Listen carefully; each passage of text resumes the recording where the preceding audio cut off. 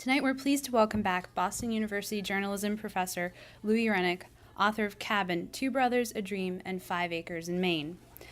In a memoir the Boston Globe calls bracing, beautiful, and profoundly heartfelt, Lou Ureneck tells the story of building a simple cabin in the woods with his brother Paul.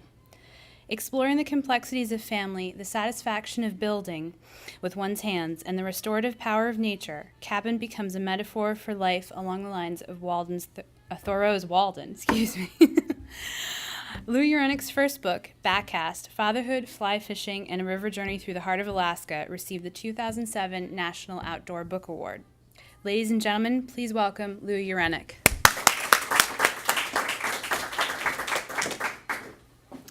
Jean, thank you for the introduction, and thank you all for coming out tonight. It's great to see you, so many friendly faces in the audience. Well, as Jean said, I built a cabin in the hills of western Maine about 3 years ago. I built it with my brother Paul, and it was a powerful experience. It brought me closer to my brother. It engaged me in the life of my nephews, who I had lost touch with, sadly. And it allowed me, over the course of 12, 14 months, to discover sort of a truer self and a better self as I did the building. I started the project initially as an essay. It turned into a blog, and now the blog has deepened into a book. I thought what I would do is read a few brief passages from the book, tell you a little bit about the story between the passages, and then if you have some questions about cabin building or whatever, I'd be happy to provide tips about that as well. It really isn't a book about building a cabin, though I think if you were a close reader of this book, you might actually be able to build a cabin by following along the story. It's 3 stories, really. The first story is the cabin, obviously, ascending. The second story is it's a biography. It's a biography of a relationship, and it's the relationship I have with my... Am I imagining that, or did that just happen? Okay. Okay, it's not a phone, okay. It's a biography of a relationship, this relationship that I have with my brother Paul. I'll say more about that in a moment and read you a passage about Paul. Very lucky to have him as a brother. And then the third story is a personal story. It's my kind of coming to consciousness about the importance of nature in my life and why it has mattered so much through the years. And it's a place that I have often turned to in times of difficulty. And so I tried to understand why that was the case as I wrote the book. So I'm going to begin with a description of the cabin, at least as it existed in my imagination before I began the building of it. I had a rough idea of the cabin I hoped to build. I wanted it small and simple and tight to the weather. I wanted it snug. I did not want a shack, and neither did I want a vacation home. I was not looking to pile up possessions or bring expensive diversions into the woods. I did not want telephones, televisions, microwaves, toasters, electric can openers, popcorn poppers, food blenders, electric blankets, or tchotchkes of any kind. This would be something like a monk's cabin, or better, since I wanted to include books, binoculars, some magazines and a sketch pad, a naturalist's or a writer's cabin. The woods would be my diversion, and I would look forward to the dramas of big snowfalls, noisy woodpeckers, new seasons emerging out of old ones, furtive pine marten, and summer thunderstorms. I thought of a deck officer's quarters on a sailing ship, a gentleman's space reduced to its Spartan essentials: desk, chair, chest, bunk, a wooden box with sextant, glass, and compass, a table for reading maps, and a few good books. Everything would fit together tightly, and anything loose would be stowed in its proper compartment against rough weather. I was building a cabin because I wanted to pare down and find the me that had been misplaced in life's big and little catastrophes of the last decade. The project would be a move toward integration, not separation, escape, or temporary stimulation. And it largely turned out that way. It's great when a plan comes together. As I say, Paul was an important part of the project, and he became an important part of the book. And to understand Paul, you have to, and our relationship, you have to understand my mother, I think, and you have to understand the circumstances that we grew up under. I was raised by a single mother who was always broke, sort of always on the move. She was a hairdresser. And I guess I had lived in 17 different places before I had gone off to college. Sometimes we couldn't pay the rent. We'd have to leave in the middle of the night. This was fine with my mother. We had kind of a gypsy life, but it was a tumultuous childhood. You come through a childhood like that and you're really bonded. And this is one of the things that brought Paul and me together. And our mother, she would refer to me as the good boy and Paul as the bad boy. And she would do this in our presence. So you can just imagine the kind of impact this had on Paul's life. I think we grew into these roles as a consequence of what she would say. And at the time, looking back, I thought, how unfair. I'm the good boy, Paul is the bad boy. But as I look back on it, I can see really she was complimenting Paul and she was worrying about me. She thought maybe I was a little too good, and she liked Paul's spirit. So I'm going to read a very brief passage about an incident that occurred when Paul and I were children. I was about 7 years old, and I guess he was about 4. And we grew up in central New Jersey, and there was a low-budget amusement park nearby called Cowboy City. And our parents, unusual at all that they were together in this story, because they were never together, but my father soon left and never to be seen again, but they brought us to Cowboy City, and it was one of these places with, a wooden boardwalk and a saloon and a jail. And I guess the cowboys were teenagers. They seemed to me to be 7 feet tall when I was 7 years old. And they would come flying out of the saloon, and the sheriff would take them off to jail and so forth. And at the end of the day, there was a stagecoach ride. All of this was very real to me, by the way. So I'm going to say, just read a short passage about the stagecoach ride, which I think sort of lets you in on this relationship, at least as it was in our early years. The cowboys ordered us all out of the coach. It was a holdup. They demanded the chest from the driver. Now, I had not been let in on the joke, and all of this to me was as real as a traffic accident. When one of the cowboys approached us to heighten the drama, I stepped forward and said something like, "Leave us alone, we weren't bothering you." Of course, the cowboy thought this was funny, but my eyes must have flashed, or maybe they had filled with tears. I stood my ground and held Paul by the hand close to me. "Don't you hurt my brother," I warned the cowboy. The cowboy stopped laughing, and so did the adults who had been on the stagecoach enjoying this little bit of theater. I was dead serious, and while I was unarmed, I was prepared to do whatever it took to defend my brother and me. My mother loved to tell this story too, because it contained the elements of character that she honored most: resistance, courage, and fealty to blood. Somehow lost in her retellings of the story were the points that I was scared out of my wits, and that I hadn't turned to any of the adults around me for protection. I may have wet the cowboy pants I was wearing for the day, the ones with the fringes down the legs. Not the last time my bladder let loose in a childhood full of close calls, real and imagined. For a long time, the Cowboy City story was the perfect emblem of the relationship between Paul and me. Now, one of the things I try to show in the book is the twists and turns of long life. And Paul was the bad boy and I was the good boy when we were children. But over the course of our lives, we have sort of switched roles in a way. Especially in my mother's later years. She died about 8 years ago. And in those final years of her life, she had a lot of health problems. And I did not live nearby. I was in another city. Paul was close to her. And the responsibility of taking care of her fell to Paul. And he accepted that responsibility took her to the doctor, listened to her complaining, got her medicine, you know, did all of these things while I was away pursuing a career in another city. So at the end of her life, really, it was Paul who was the good boy, or the responsible boy, and I was nowhere to be found, though I was on the telephone on a regular basis.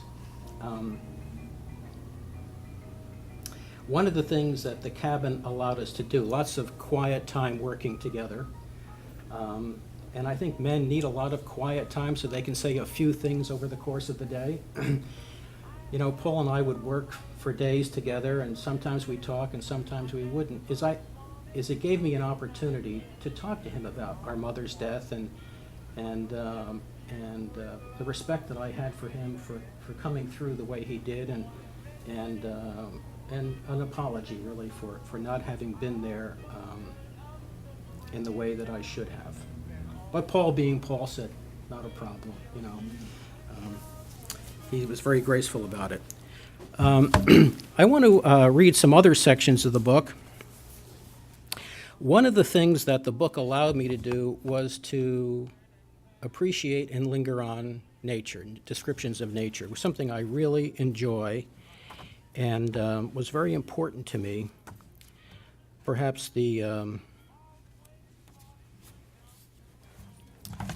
one of the most enjoyable parts of writing the book. So, excuse me, this is the first look I had at the property that I bought where the cabin sits. Paul and I went up to have a look to see if I should buy it. The sun was bright, the sky a powdery blue, and the snow glittered like crystals, tiny crystals, as we climbed the east-facing slope.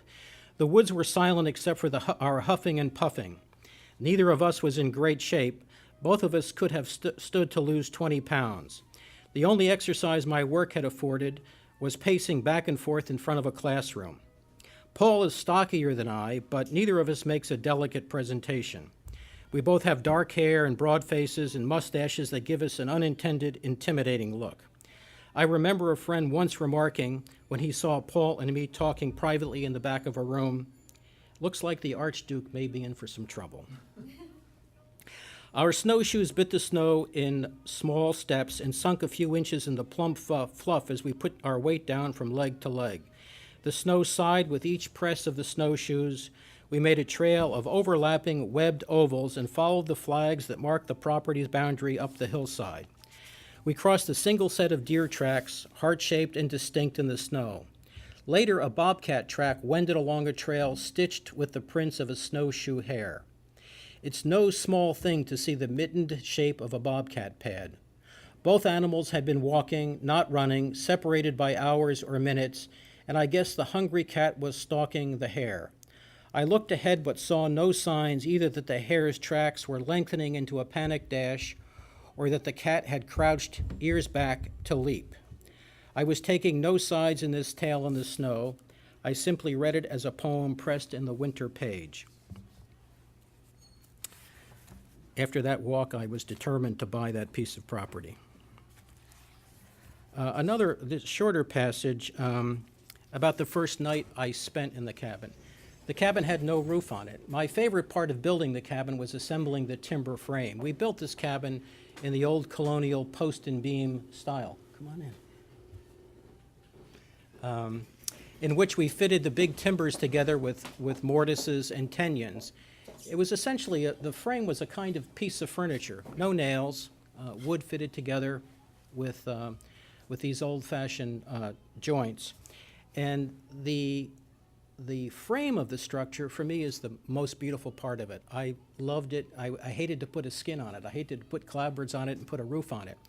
So this first night that I spent in the cabin was simply a frame.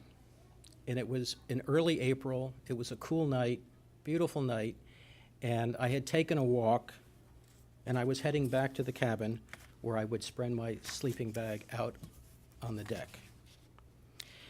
The sun was setting now, so I headed back. I reached the big pond, and the sun's rays lit the trees along the far shore and sent a red glow over the water's still surface.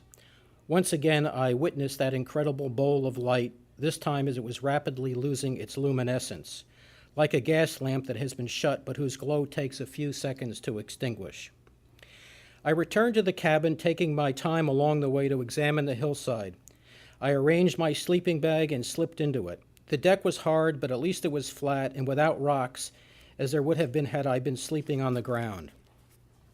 I was using my son Adam's sleeping bag, a big fancy mummy bag from L.L. Bean. It had a little hood that rolled up into a small pillow.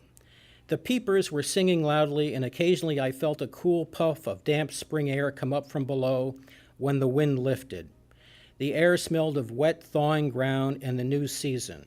Somewhere off in the distance, I heard an owl's windy, 9-syllable hoot. Who cooks for you? Who cooks for you all? The stars shone brightly in the sky, and I watched them through the cross beams of the cabin frame. It was as if I were looking through the rigging of a sailing ship, maybe a coastwise schooner making its way down the Atlantic shore. I folded my hands behind my head and stared upward. Another gentle, damp breeze blew across the deck, and I imagined my cabin lifting into the sky like some heavenly gaff-rigged raft, ascending into the night sky toward the stars, tracking toward Polaris, and then hauling south and west toward Orion and bright Betelgeuse, and eastward for a closer look at the planet Saturn, and silently behind a big spinnaker full of moonlight, sailing home again. I fell asleep to the sound of geese gabbling away in the pond here on Earth. It was a wonderful, wonderful night. One of the fun parts of building the cabin is the way I was drawn into the life of the community. The cabin is in the town of Stoneham, and that's how they say it up there. I was corrected several times. It's not Stoneham, it's Stoneham. And it's like a lot of small towns in Maine when you get away from the coast and when you get back into the hill country especially. It's a hard place to make a living. And the people who live there are resourceful, frugal, and they often have a hard time of it. I have a tremendous amount of respect for their resilience and their ability to survive in backwoods Maine, and it certainly was a contrast to life here in Boston. And I met really many, many wonderful people, and I tried to put some of their stories briefly into the book as a way to sort of show respect and pay homage. I learned a lot from them, certainly as much as I learned from building the cabin. I began some mornings at Melby's, where I was slowly drawn into the town's conversation. There was a general wariness about me at first, especially since I bought the New York Times, but it seemed to dissipate as I developed a breakfast routine. I sat at the same stool, always ordered 2 eggs over easy with dark toast, no butter, and quietly read the newspaper. The talk around me was mostly about the weather, the Red Sox, the latest outrage by the state legislature, logging, farming, or the condition of the town's roads. These were well-worn subjects. Customers inquired after each other's health, and the responses acknowledged the greeting but revealed nothing. Can't complain. I'm okay, I guess. Not bad, you? Been worse. One morning, a big man well into his 60s leaned toward me about 3 seats down the counter and said, "What do you think of them Red Sox, huh?" It was an exclamation, but it wanted an answer. Clearly, a door was being thrown open. I was prepared to handle the weather or the roads, maybe even to weigh in on the state budget, which I might have mischievously suggested was too low given the condition of the state schools, which in turn would have caused any number of the frugal countrymen around me to choke and blast their eggs across the counter. But at the moment, I had no opinion whatsoever about the Red Sox. I had not yet keyed into their play for the season. I was mute for a slow count of 5, and then responded, "Well, there's something else, aren't they?" It was a volley of rhetorical ambiguity with no meaning on either side, but it was response enough to show good faith. And then he was off and running on the beauty of Josh Beckett's slider, which he had stayed up late into the previous night admiring. I added nothing to the conversation but encouraging assent and wonder at the young man's extraordinary ability with the ball. I learned over the following mornings that my acquaintance at the counter had been a long-haul truck driver, a senior owner-operator, and that the trucking company had canceled his contract. "Can you imagine that?" he said. "After all those years, they just cut me loose." He still couldn't grasp the abrupt and cold-hearted action. Things like that just did not happen in the United States of America. Although, he added, with a scornful laugh, he guessed that they did now. After all those years, he said again, still in disbelief. The company had wanted him to work for less pay, he said. He had calculated that he could not afford his rigs payments at the new rate, so he sold the truck and retired. I tell you, he said as he put a big, fat hand on the counter, I miss it. He lifted his frame off the stool and hauled himself out the door. Now I'm careful to follow the Red Sox, and when I see him at Melby's, we have lots of good conversations about the team.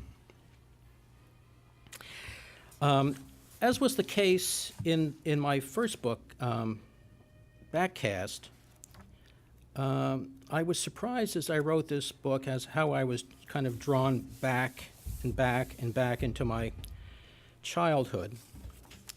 And I found myself reflecting on pain, nostalgia, I'm not quite sure how to describe it, of not being able to go back to the landscape of my boyhood. I grew up in South Jersey, southern New Jersey, at a time when it was largely undeveloped on the coast of South Jersey in the so-called Pine Barrens area.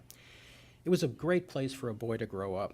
But since then, it really has disappeared, marinas and housing developments and so forth. And I think part of what I was doing on that hillside in Maine was maybe trying to recreate some of those feelings of boyhood in the woods. But it gave me an opportunity to think about all of that again. And so I describe that area, and I say that my little piece of this miracle was the upper end of Barnegat Bay, a shallow stretch of fresh and salt water behind the barrier beaches that stretch from Point Pleasant to Little Leg Harbor. It was a place of cedar-stained estuaries and warm water lagoons.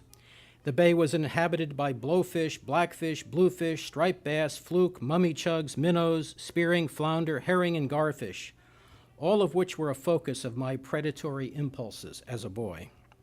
I hunted quail and rabbits in the uplands, shot ducks from the shoreline in the fall, and fished almost constantly from March through the end of October. Squeezed in there somewhere, I also dug clams and cut cattails from the bulrushes to burn as a weak mosquito repellent. Maybe it was the age at which I encountered it, 12 going on 13, a time not just when a boy begins to stir sexually, but also when he begins to engage the world with an intellectual and moral consciousness that caused this briny landscape to leave such a deep impression on me. At that age, we are trying out ideas, observing the ways in which the big world works in the little worlds we inhabit, and evaluating concepts of right and wrong. All of this was happening in me as I walked through the marshes, watched sunrises, swam in the brackish bay, and netted crabs on the sandbars. So I'm going to finish with a passage that which I try to answer that question, why has nature been so important to me, and what's going on inside of me that has me turn there for solace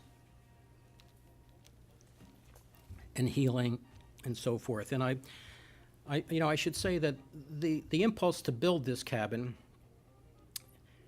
came out of what was sort of an emerging depression, I guess I'd have to say. I was not feeling good about things. I had come through a rough period. My mother had died. I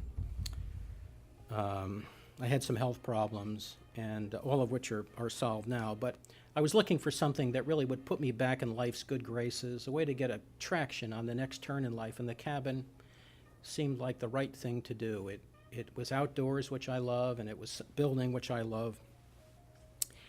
And it had that effect. It really got me back on my feet, and things improved. Now, I'm also a person who believes in starting one project before he has finished the previous project. So I have a long line of unfinished projects. Before the cabin was done, Paul and I planted an apple orchard. I ordered 50 apple trees, and we cleared some land before the roof was on and planted the apple trees. I have a thing for apple trees. And I have a sort of a meditation on apple trees in the book, but so I will begin here, and I will close with this. And what was behind the harmony of the apples, of the pink lady slippers I found on my farther ranging walks, or the yellow mayflies and the trout that sipped them in nearby great brook? It seemed to me the result of the inevitable unfolding of laws laid down by the universe and embedded in the elements at hand, air and water, sunshine and earth. It was not by chance that the trees and leaves assumed their unique colors and shapes, or that small streams flowed into bigger streams, or that the fireflies lit their little lanterns of phosphorescence among the grasses at night. All of this was the consequence of what the universe had commanded. It was chemistry, biology, physics, and some inexpressible something else mixed together into one thing, and that one thing was inevitability. We respond to the grasses, the trees, the brooks, because we sense the deeper truth in them. A brook cannot be false or a tree deceptive, and because we as a species grew up with them and among them, we are essentially part of them and they of us. By what other means can we be said to be made?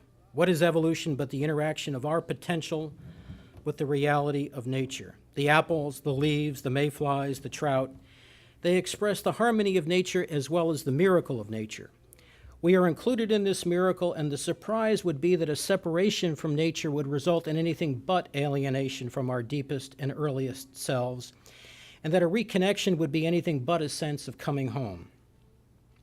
All of us, it seems to me, seek to recapture the sensation and selves of our childhoods, and nature offers the best way back to the freshest parts of our true and original beginnings.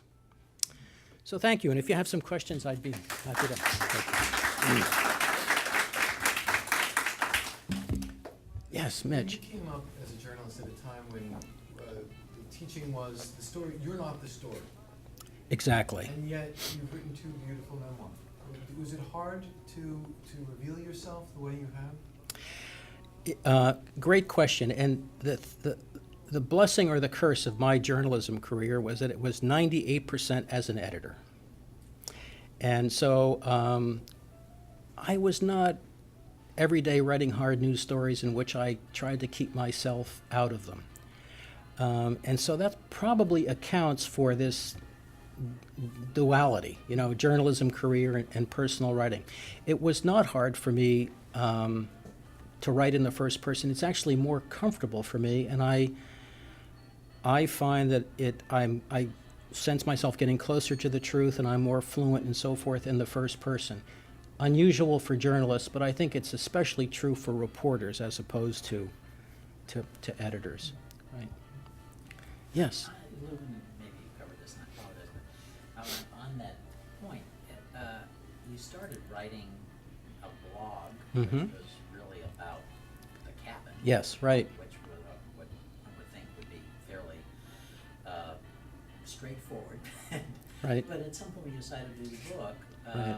And I don't know if your publisher had this in mind. The publisher may have thought that they were going to get a book about how to build a cabin, how Right. to make a couple of joints Right. get together. But you made Right. a pivot, and this is not really just about building a cabin. Right, In right, fact, that's right. probably only a small piece. Where in your mind did you make that pivot, or was it Sure. there from the beginning? Well, I wrote an essay about thinking about building a cabin, and that's kind of where it all began, and that turned into the blog. And somewhere along the way, there was discovery, in terms of what is this book going to be about. Initially, I thought, how can I possibly write a book about building a cabin? Seems so boring, There are plenty of manuals about building cabins and so forth. But the more thought I gave it, and I thought about Paul, and as I got involved in his children's lives, and so I guess, Tom, that the idea developed as the cabin went up, and I wanted to tell in the book the kind of the deeper story behind the cabin. And I wasn't sure at first that I could do that. I really thought I'm going to be stymied by this one. How is this going to work? But when I sat down, it just sort of happened by thinking about Paul and and Kevin and Andrew and Paulie and some of the people in town. And the publisher, interestingly, wanted me to stop the blog maybe 6 or 8 months before the book came out. They were fearful that people would think, I've read a blog about building a cabin. Why should I possibly buy this guy's book? And so I stopped. But once the book came out, then they encouraged, so, I don't have the marketing mind. They do. And so now I'm back to, but the interesting thing about the blog, it's amazing what captures people's imaginations. Here I am in, Podunk, Maine, building this little cabin, having a ball, and I'm getting comments to the blog from people in Asia, Indonesia, Australia, Eastern Europe, Africa, Canada. I can understand Canada. But all over the world, people were taken with the idea of creating a small personal space that has special or sacred meaning. People like the idea of that and responded to it. And so many of those people who follow the blog are still following along, and I get notes from them. They now have my BU email address, and they don't even go through the blog anymore. They just directly to me, and it's great fun.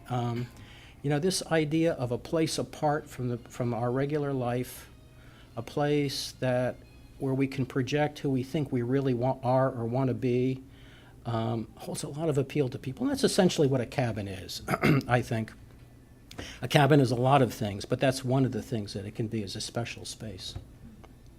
Yes? I have a lot of thoughts, so I'll try Please. not be too long-winded about it, but I had also read a bit of the book, fortunately, before you began to talk. And I'm struck by something you said tonight, and a bit of what I read. You said a brook cannot be false or a tree deceptive. Right. And I know that in your writing, you found a way to heal a kind of emotional pain you were in. Right. And you used the word solace. Right. And I've certainly had that experience myself. But in addition to that, in terms of our relationship to nature, you're just also saying something about special or sacred. Right. A special or sacred place, but also my experience of nature is also that it is special and sacred. Yes. I mean, if I'm at all spiritual, I share that with you, yeah. It's there in the woods, let's say. So I'm wondering, it's a kind of dual experience you have, and I was wondering. Absolutely. There's definitely a spiritual comment on element to that. the healing. It's not just that it's quiet, and it's not just that it's beautiful, though it's all of those things. There are elements that I don't fully understand. One, for example, is the spirituality dimension of it. And I have a passage in the book about the American Indians who inhabited this place. And so I tried to sort of get at it from their perspective, because they had a spiritual relationship with the land. So a little bit in the book about that. And then the other thing is, again, I don't fully understand this, but it's important to me, is it becomes a source of metaphor, of kind of healthy metaphor, way of thinking about the world. Where do we get our metaphors? Do we get them from computers? Where do we go for metaphors? And so, because that's how we create sensibility, right? How we organize the world. What do we compare things to? And nature has always been that for me. And now I have carpentry too, right? I can talk about structure and foundations and all of that. Yes, Larry. Talk about, since you finished with the book, the role that the cabin plays in your life and Right. the role that Paul plays in your life. Right. Well, I've been away for most of this summer, so I haven't been up there a lot over the summer. But since I've been back probably 2 times. And I love going up there. It's inviting, it's welcoming, it's peaceful, and I think I will be going up a lot this fall and winter. In fact, winter is my favorite season up there. I have to snowshoe to get up to the cabin, and there's still plenty of activity in the woods in the winter. Different sets of birds, and the deer and the moose are already eating the apple trees. So I will, yeah, right. So I will be getting up there more often. Paul, he's always been important, but I'm now more conscious of it. And he is, there are these people in the world who are they just seem to be more centered, feet on the ground, very practical approach to life. As he says, Lou, you're overthinking this, He doesn't overthink things. He's, a different kind of person. And I rely on him a lot for his judgment, his balance, his wisdom. He has his moments. I don't want to turn, Paul into Buddha. He can be a curmudgeon and he can be impatient. He's often impatient with me, was many times during the course of the cabin's construction.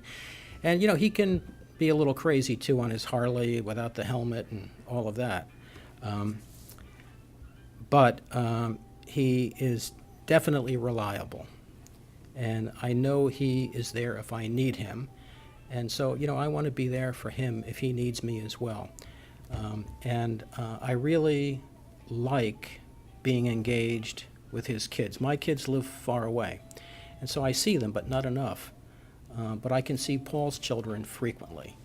And so they're proud to be in the book. They liked working on the cabin. They've used it a lot this summer, all of which makes me completely happy. I just hope they don't burn it down. That's, one never knows.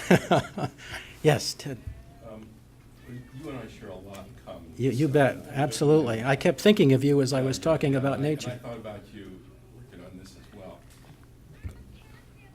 So my question's a little weird, but the reason that I love being out is because I don't write about it. For me, being sacred and being a part of it is not being self-conscious being there. Right. I don't take notes when I'm in a kayak or when I'm fly Right. fishing. I'm just out there. It's one of the few places on the planet Right. where I'm not taking notes. Right. I don't see it as material. And Yep. and I fear that I could kind of delaminate myself from the experience by seeing it as material. Right.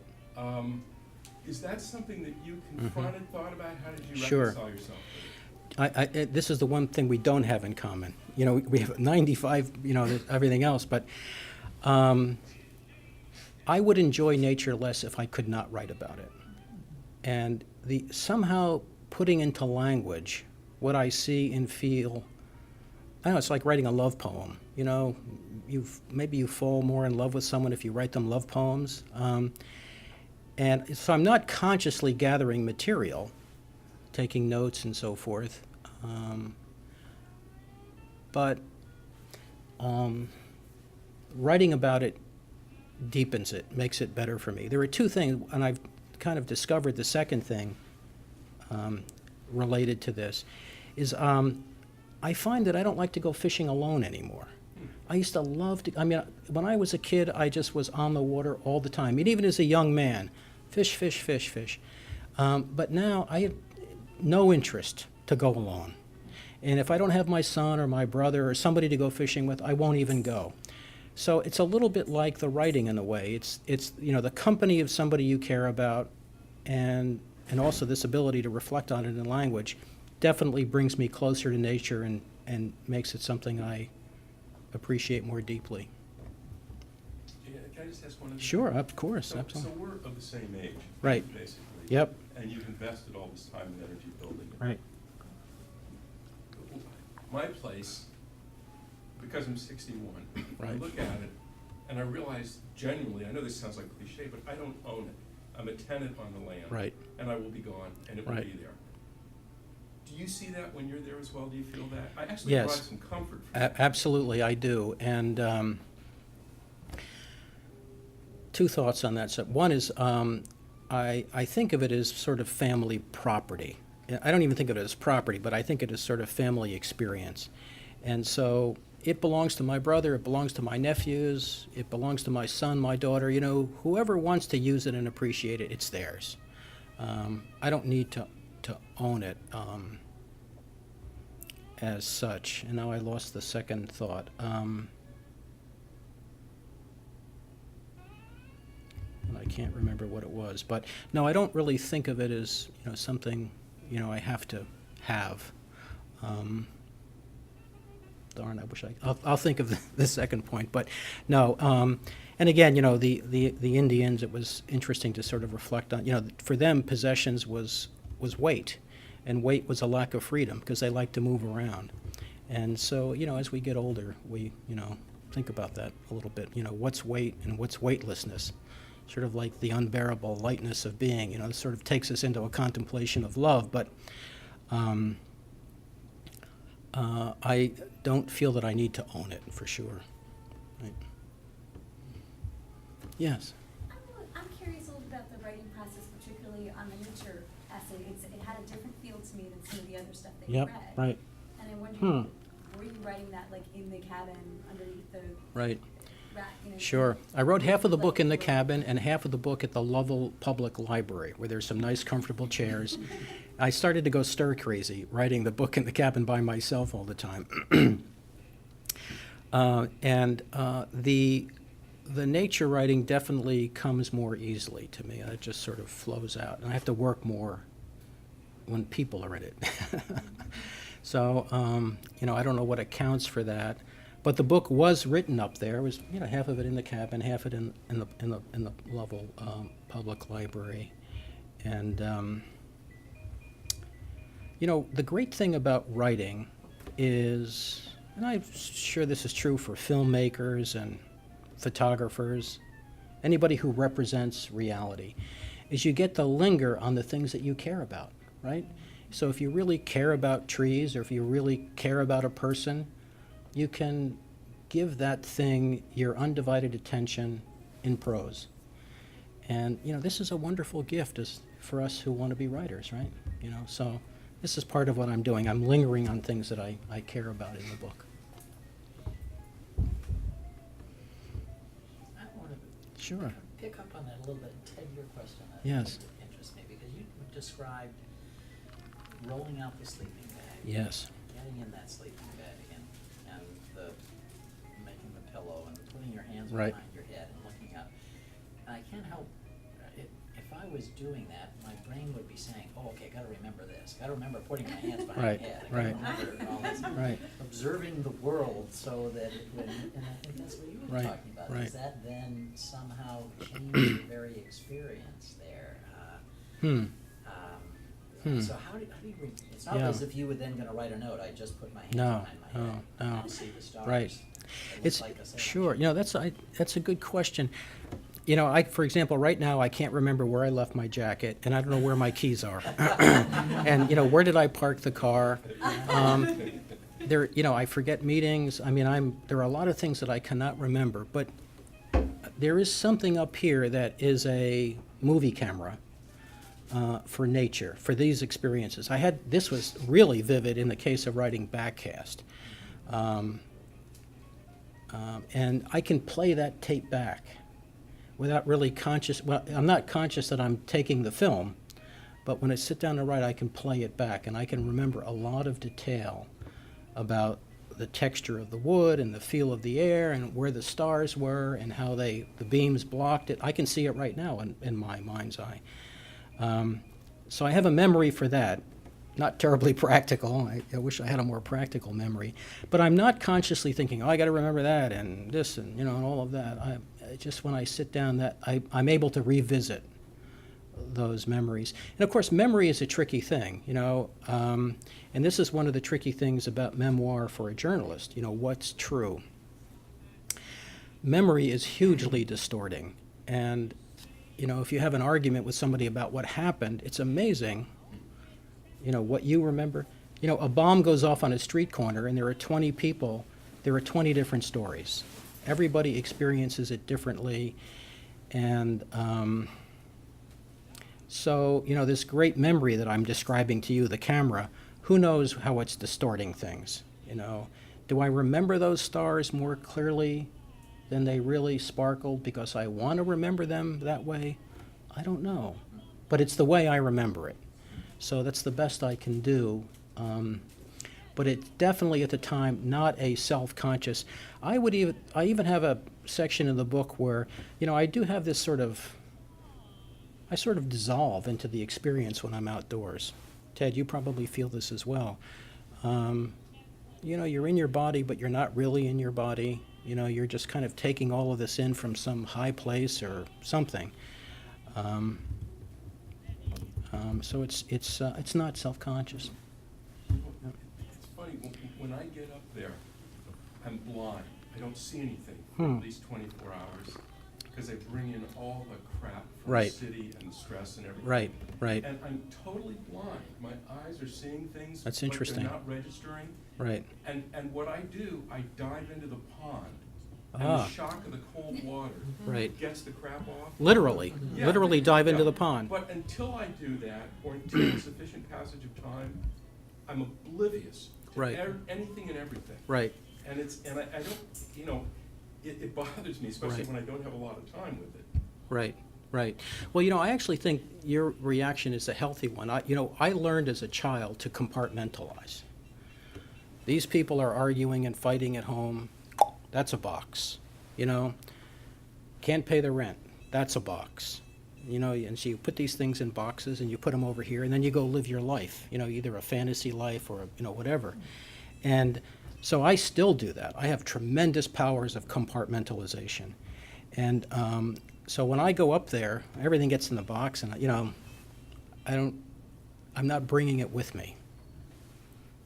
It's probably a psychological problem that I have, but it helps me cope. Yes. Oh, then I'll go to Sally. Yes. I'm sorry.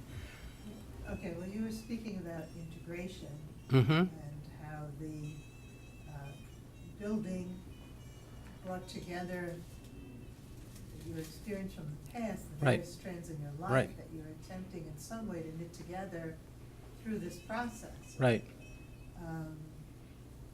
I'm wondering, and I'm looking at the book cover, an incredibly inviting cabin, the lights inviting you. It has such a warm, inviting Yeah, it's a lovely feel photograph. to Yeah. it. And, it's always said home is a feeling. Right. And also D.W. Winnicott, home is where you start from. Right. And you had a very rough start. So I'm wondering, if it became something else, I could see it becoming that as you do it, but then as you're up there, maybe the integration isn't unnecessarily what is happening then. Something else is happening, something new. Possibly. Yeah. So I'm wondering if had- that's, Possibly. you're in there now, and Yeah. it is homey, Right. but I don't see there's any way really to Right. repair the past and the present. No, there is, You can't and do I have to say, I have a hole somewhere in my heart or somewhere, and I keep stuffing stuff into it, like cabins and, hobbies and books. And I would have to say at a very deep level, I have an anxiety about being homeless, Comes across. I've got money in the bank, I've got a good job, I've got a good boss, there's no reason for me to fear being homeless, but I worry about it on a daily basis. And so the impulse is there toward home, for sure. And, this is sort of like my little Zion. It's a place I can always go to. Nobody can take away that little piece of land, It's paid for. I got the taxes paid in advance. No homelessness. Right, right. Sally? I'm wondering if you thought much about your audience as you wrote the book. I haven't read it yet, but it seems to me there's two stories, and one is your rumination on nature and your Right. relationship. The other is a very dramatic, personal story. Right. I wonder if you were doing the nature writings, I got to get back to the story, Polly, my mother. Right. How did you create that balance? Was it hard? The only time I thought about the audience was if I went way off on something, I'd think, people are going to get bored with this. So it was always sort of a negation. I'm doing too much on the Indians, or I have a section on the Civil War, believe it or not. I wanted to tell the deep history of this piece of land. So I went all the way back to the Massachusetts General Court, found the deeds. I wrote the story of an Adams family that sent 3 boys off to the Civil War. And it was getting to be too much. It was getting to be a book about the Adams family. So I worried about audience when I realized I was getting too carried away. But in terms of, sort of affirmatively, here's what I'm going to say, here's what this chapter is going to be about, the themes of the book, never gave it a thought. I would be paralyzed If I thought that I had to write this book for somebody else, I could never write it because I don't know what other people want. I know what I wanted to say, and so you put it out there and you have people who respond and say this works and doesn't work. But I can't, except to think that, worry about boring people, I don't really think too much about audience. Rob, yes? Yeah, as a writer, what other writers mean something to you? I'm Right. not talking about something as mechanical as influence, Right. but I mean, I guess literarily speaking, Right. Whose tune do you hum? Right, right. Well, I never mentioned Thoreau's name in the book, except in the acknowledgments.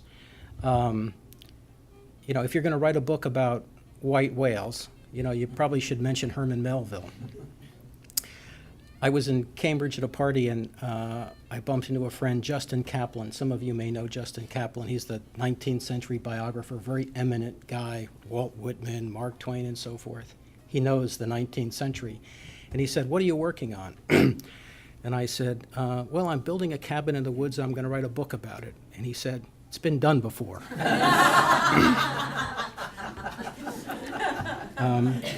But Thoreau, definitely Thoreau, in terms of the close observation of nature. And there are two things that I get from Thoreau. One is that eye for detail and the particularity of things. Nobody does it better than Thoreau. And also this idea of using nature to look at the rest of the world. Time is a river in which I go is swimming. That kind of approach. So Thoreau for sure in this book. And I learned more about describing nature from Ernest Hemingway, especially the Green Hills of Africa. It's a book that really taught me landscape painting. If you're writing narrative and you have scenes and so forth, things have to be sequenced, as you know. People have to open the door, come into the room, and things have to happen. Just mechanically as a writer, we learn these things. And Hemingway teaches about perspective and about unfolding distance, what you see first, what you see later, and so forth, in the Green Hills of Africa. So that definitely is a book that was on my mind. And just in terms of like the rhythm of sentences and so forth, The Great Gatsby, Scott Fitzgerald, that rolling sentence that keeps rolling forward to something that you want to say. Now, these are giants, and I'm not comparing myself to them, but those are the places I get inspiration. I do have a section in the book about writers who meant a lot to me and one of them is, in fact, Rob I should say, is he edited the manuscript for me and had some really terrific suggestions. Wasn't much to do. Well, you had some great ideas, and Tolstoy has meant a lot to me, just sort of the powerful moral presence. Not so much in the prose, because I read this translation by Constant Garnett, which is the Victorian translation of Tolstoy, but just this powerful moral presence behind the prose, so that moves me when I think about that. Yeah, Mitch. Did you comment on self-reliance that you took your own author photograph? Yeah, isn't it terrible? I set the the. only one I've ever seen by the author himself. Does it say that there? Yes. No kidding. I didn't realize that. I'm cheap. I didn't hire a photographer. I put the It's a great camera. photo. I put the camera on the porch, pushed the 1 minute, thing, and stood there. It worked. Oh God, I didn't realize I got credit. Yeah.